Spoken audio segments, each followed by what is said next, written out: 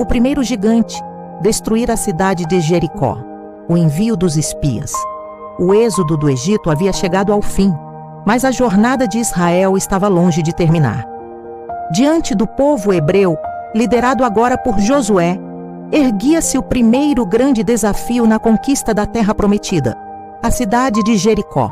Seus muros, imponentes e aparentemente intransponíveis, representavam um obstáculo monumental, uma fortaleza que parecia zombar das promessas divinas.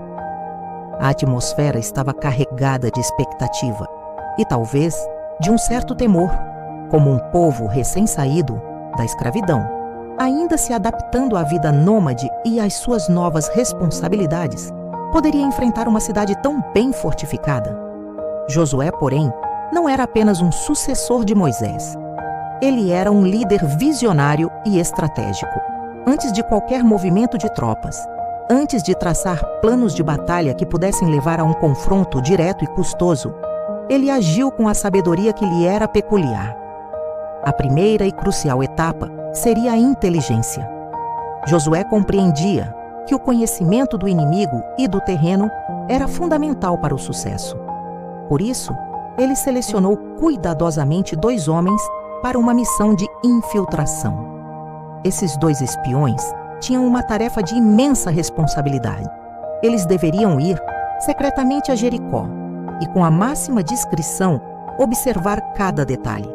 Seus objetivos eram múltiplos: avaliar as defesas da cidade, entender a robustez de seus muros e portões, identificar possíveis pontos fracos ou vulnerabilidades.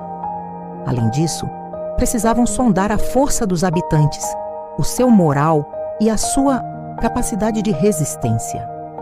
Cada rua, cada casa, cada movimento dentro de Jericó poderia fornecer uma peça vital para o quebra-cabeça estratégico de Josué. A informação era a chave. E esses 2 homens eram os olhos e ouvidos de Israel dentro do território inimigo. A coragem desses espiões era inquestionável. Eles se aventuravam em um território hostil, onde a descoberta significaria a morte certa. No entanto, carregavam sobre si não apenas o peso da sua própria sobrevivência, mas também as esperanças e os sonhos de toda uma nação. O sucesso de sua missão não era apenas uma questão tática, era uma prova de fé e obediência. A forma como eles se comportariam, as informações que conseguiriam obter e a maneira como retornariam seriam cruciais para definir o destino de Israel diante do primeiro e mais desafiador de seus gigantes. A história de Jericó, que se desenrolaria a partir desses primeiros passos audaciosos, se tornaria um testemunho da providência divina e da importância da fé e da estratégia na face dos maiores obstáculos. Algumas fontes de informação da cidade, mediante estudiosos e do sítio arqueológico, dimensões da cidade. Sua área, a antiga Jericó, Tel es-Sultan, tinha uma área considerável para a época, estimada em cerca de 40 mil metros quadrados ou 4 hectares. Embora possa parecer pequena para os padrões atuais, para uma cidade da Idade do Bronze, era um assentamento significativo. Os muros de Jericó tinham uma estrutura dupla. Uma das características mais notáveis de Jericó era seu sistema defensivo, duplo. Havia uma muralha externa e uma muralha interna, o que a tornava uma fortaleza formidável. A casa de Rabi, inclusive, é descrita em algumas interpretações como estando entre esses 2 muros, o que aumentava a segurança. Sua largura. A muralha externa é estimada em cerca de 4 metros de largura e a muralha interna em cerca de 2 metros de largura, totalizando uma espessura defensiva de aproximadamente 6 metros. Isso significa que as muralhas eram tão largas que permitiam, em alguns pontos, a construção de casas sobre elas, como a de Raabe. A altura. As torres das muralhas podiam alcançar 9 metros de altura, e as próprias muralhas uma altura considerável, que as tornava intransponíveis para a tecnologia militar da época. Outras fontes mencionam uma altura de cerca de 5 a 6 metros para as muralhas em geral. Os moradores e população, quem eram seus moradores? Jericó era habitada pelos cananeus, um povo que vivia na terra prometida antes da chegada dos israelitas. Eles eram conhecidos por suas práticas idólatras e por uma cultura que, aos olhos dos israelitas, era moralmente corrompida. Qual era o número de habitantes? Estimar o número exato de habitantes de uma cidade da Idade do Bronze é desafiador e sujeito a debate arqueológico. No entanto, algumas estimativas sugerem que Jericó poderia ter entre 2.000 e 3.000 moradores em seu período de maior desenvolvimento. Para os padrões da época, essa era uma população considerável para uma cidade fortificada, indicando sua importância estratégica e comercial. Jericó, o primeiro gigante e a fé inesperada de Raabe. O calor escaldante do deserto estava prestes a ser substituído pelo desafio monumental de uma terra prometida. Os israelitas, sob a liderança firme e inspirada de Josué, se preparavam para o embate que selaria seu destino. A primeira barreira, imponente e aparentemente intransponível, era a cidade de Jericó.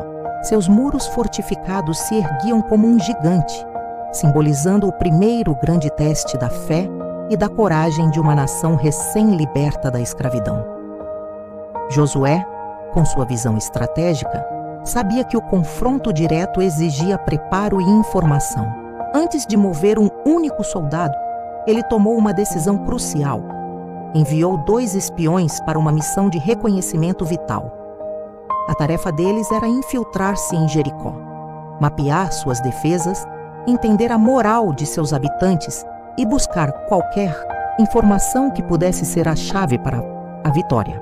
A cautela era extrema, pois a descoberta significaria a morte certa.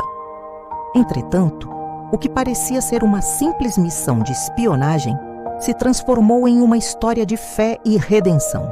Os espiões, ao entrarem na cidade disfarçados, buscaram abrigo em um lugar inesperado, a casa de Raabe. Conhecida publicamente como prostituta, Raabe vivia à margem da sociedade de Jericó. Contudo, em seu coração, havia uma busca por algo maior, uma percepção que transcendia a idolatria e a corrupção que a cercavam. Raabe não era alheia aos acontecimentos. Apesar de sua vida marginal, ela havia ouvido os relatos grandiosos sobre o Deus de Israel. As histórias do êxodo do Egito, da abertura do Mar Vermelho e das vitórias esmagadoras sobre povos poderosos haviam chegado aos seus ouvidos, plantando uma semente de reverência e temor pelo poder do Senhor. Essa fé embrionária se revelaria decisiva. Quando a notícia da presença dos espiões israelitas chegou aos ouvidos dos soldados de Jericó, a busca foi imediata. Os perseguidores se dirigiram diretamente à casa de Raabe, desconfiados de que ela estaria abrigando os estrangeiros. Mas Raabe, com uma astúcia e coragem surpreendentes, já havia agido. Ela escondeu os espiões no telhado, cobrindo-os habilmente com feixes de linho que secavam ao sol.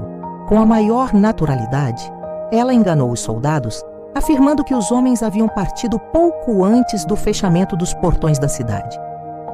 Essa atitude audaciosa, vinda de alguém tão improvável, demonstrava uma fé que transcendia o medo. Naquela mesma noite, Raabe fez um acordo com os espiões. Ela havia arriscado sua vida para protegê-los e, em troca, pediu que sua vida e a de sua família fossem poupadas quando a cidade fosse conquistada. Os espiões, reconhecendo a fé e a bondade de Raabe, concordaram. A condição era um cordão de fio escarlate amarrado em sua janela.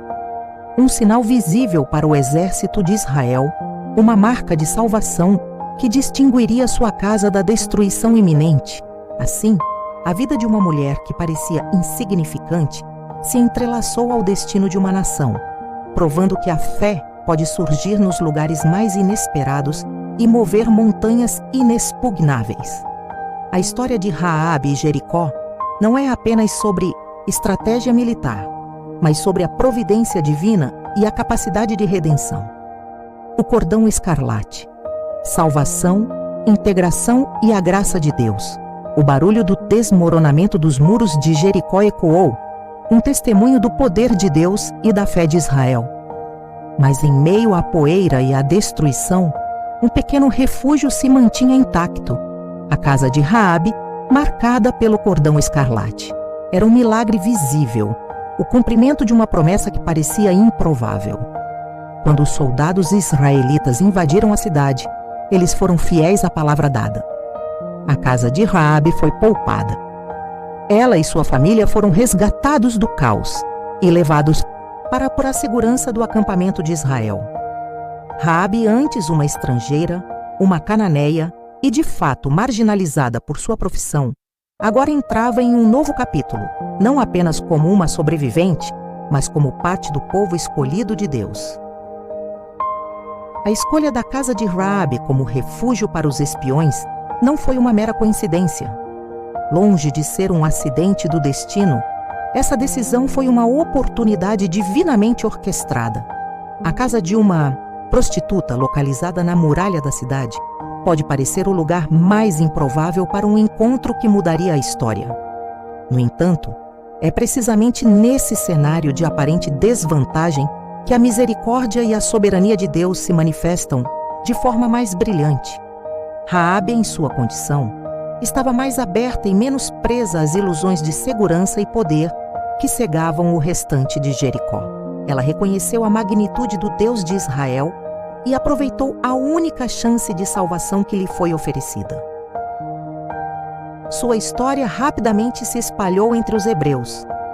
Não era apenas a narrativa de uma mulher que salvou espiões, mas sim um poderoso testemunho de fé e coragem. Raabe não só garantiu sua própria sobrevivência, mas também a de toda a sua família, mostrando que a misericórdia de Deus se estende a todos que o buscam com sinceridade, independentemente de seu passado, de sua posição social ou de sua origem. Ela desafiou as expectativas, provando que a fé verdadeira transcende barreiras culturais e sociais. A integração de Raabe à comunidade israelita foi completa e profunda. Ela abandonou seus antigos costumes idólatras, sua vida pregressa, e abraçou a adoração ao Deus verdadeiro. Essa não foi uma mudança superficial, mas uma transformação de vida real e genuína. A aceitação dela e de sua família entre os hebreus demonstrava a amplitude do pacto de Deus, que não se restringia à descendência de Abraão, mas abria portas para aqueles que se achegavam pela fé. O ápice dessa jornada de transformação e aceitação é revelado na linhagem de Raabe. Ela se casou com Salmão, um membro proeminente da tribo de Judá e, portanto, um príncipe em Israel. Dessa união abençoada, nasceu Boaz, um homem de grande caráter e justiça, que mais tarde se casaria com Ruth, outra notável estrangeira, que pela fé também se integrou ao povo de Israel. E o mais surpreendente é que dessa linhagem gloriosa, que inclui Raabe, nasceu o próprio rei Davi e, futuramente, o Messias, Jesus Cristo.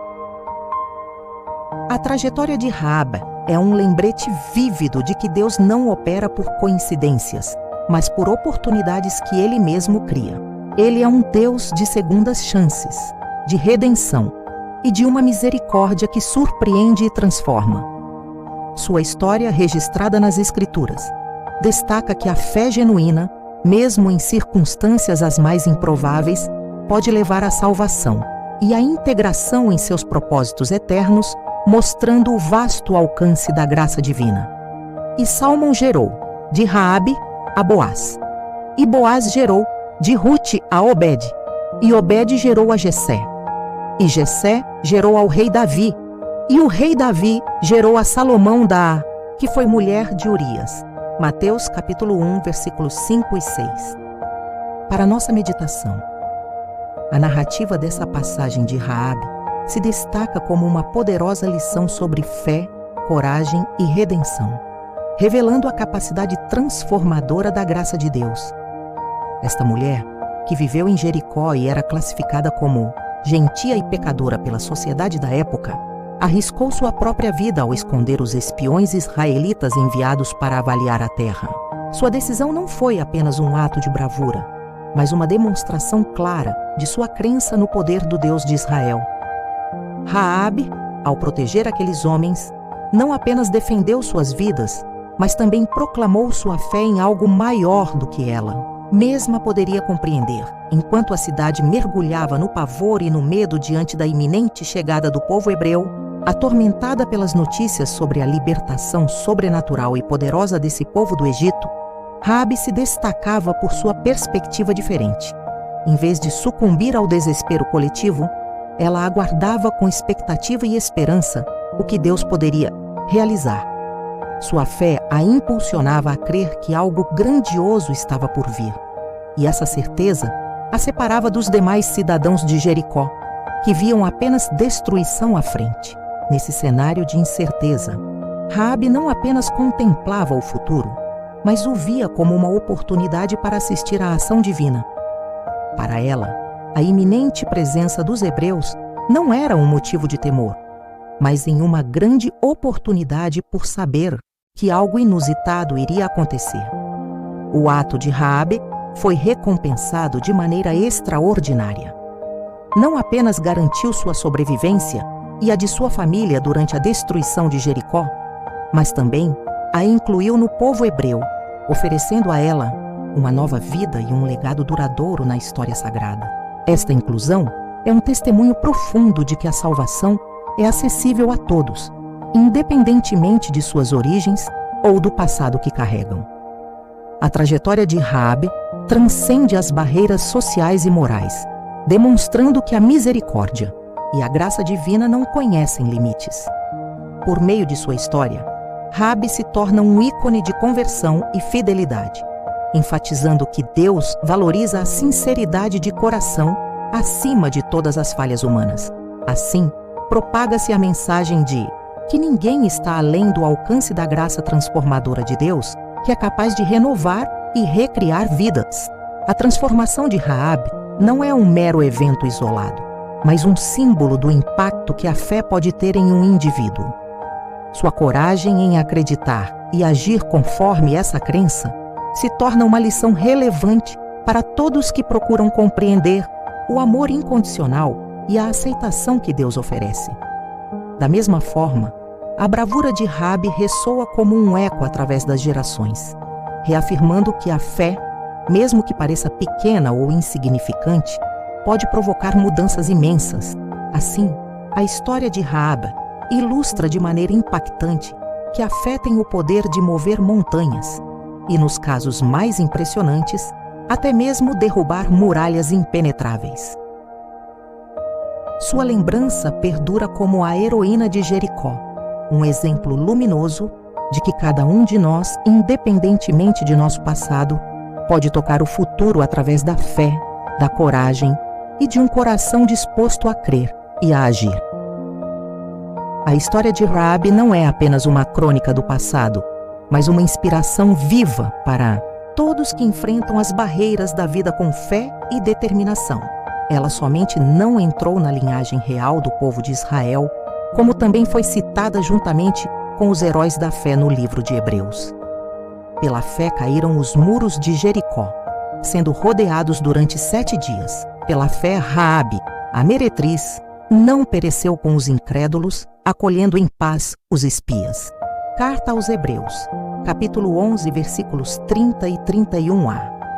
Respeito desses heróis e a continuação desses versículos temos: os quais pela fé venceram reinos, praticaram a justiça, alcançaram promessas, fecharam as bocas dos leões, apagaram a força do fogo, escaparam do fio da espada, da fraqueza tiraram forças, na batalha se esforçaram, puseram em fuga os exércitos dos estranhos.